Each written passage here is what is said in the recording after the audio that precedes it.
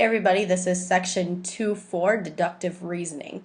Deductive reasoning is just the logical reasoning. It basically is just the process of reasoning logically from given statements or facts to come up with some sort of conclusion. So you're going to be given some statements and you have to come up with a conclusion.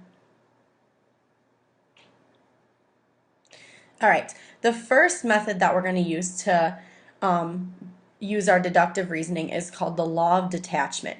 This basically says that if your hypothesis is true and the conclusion is true, and if you're given a hypothesis, then you can conclude something. So we say this as if P then Q is true, so our regular conditional, and if we're given a hypothesis and that's true, then we can conclude Q.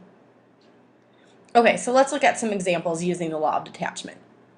So if a student gets an A on a final exam, then the student will pass the course. Okay, so your hypothesis here is if a student gets an A on an exam, the conclusion would be the student will pass the course. So if P then Q. Well, Felicia got an A on her history final exam. That would be another hypothesis. So that's true. So our conditional is true and another hypothesis is true. So we can conclude then that Felicia will pass the course. So our first statement here, if P then Q, that's true. Then if P, okay, so this is true, then we can conclude that Felicia will pass the course. All right, let's look at another example. If a ray divides an angle into two congruent angles, then the ray is an angle bisector. So hypothesis, if a ray divides an angle into two congruent angles, so if P, then Q. So we're given then ray RS divides angle ARB, so that angle ARS is congruent to angle SRB. Okay, that's true. So therefore we can conclude then that ray RS is an angle bisector. Okay, notice how even with this first example we have a conclusion or a hypothesis and a conclusion, and then we're given another hypothesis so we can come up with a conclusion. We're given a hypothesis and a conclusion. We're given a hypothesis so we can conclude RS is an angle bisector. Okay, one more example. If two angles are adjacent, then they share a common vertex. So that's true. Two angles are adjacent, yes, they're going to share a vertex. Angle 1 and 2 share a common vertex. Well, the hypothesis of our given statement was if two angles are adjacent. The conclusion is then they share a common vertex. Think about what we're given here. Angle 1 and 2 share a common vertex. Is that the hypothesis or conclusion? Well, that's actually a conclusion. So, because we're given a conclusion and not a hypothesis, we can make no conclusion. The second statement does not match the hypothesis of the given conditional. So angle 1 and 2 share a common vertex. That does not match the hypothesis of the given conditional.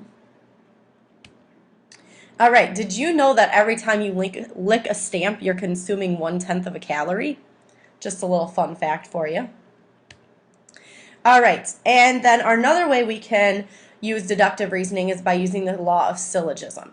Okay, this allows you to state a conclusion from two true conditional statements. Now we're given two true conditional statements, and when the conclusion of one statement is the hypothesis of the other statement.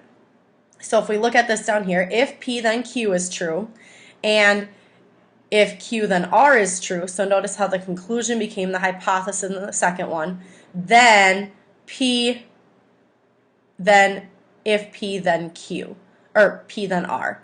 Okay, so the hypothesis from the first one became the hypothesis in the final one. The conclusion in the second one became the conclusion in the final one. And here's an example off on the side here. If it is July, then you are on summer vacation. If you're on summer vacation, then you work at a smoothie shop. So therefore, if it's July, then you work at a smoothie shop. Notice how the hypothesis here became the hypothesis down here. The conclusion became the conclusion here. All right, let's look at another example. What can you conclude from the given information? If a figure is a square, then the figure is a rectangle. If the figure is a rectangle, then the figure has four sides. Well, notice how the conclusion in the first statement became the hypothesis in the second one, or the conclusion and hypothesis match up in the two statements. So we can conclude then, if a figure is a square, then the figure has four sides. All right, here's another one. If you do gymnastics, then you're flexible. If you do ballet, then you're flexible. Okay, in this statement, the conclusions are the same in both of them. So the conclusion is not going to match up with the hypothesis in either one.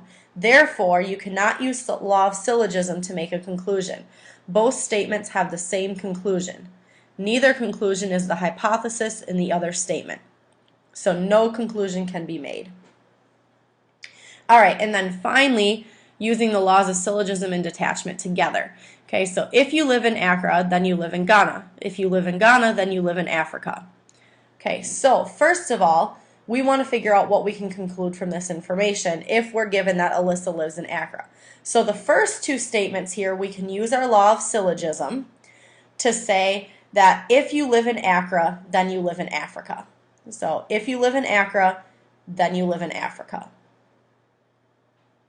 Okay, then by using the new conditional, so if you live in Accra, then you live in Africa, so by using that, and the fact that Alyssa lives in Accra, and the law of detachment, you can make a conclusion that Alyssa lives in Africa. Okay. All right, and that is it for law of syllogism and law of detachment.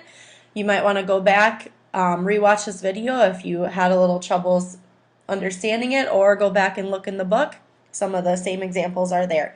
Have a good day. We'll see you later.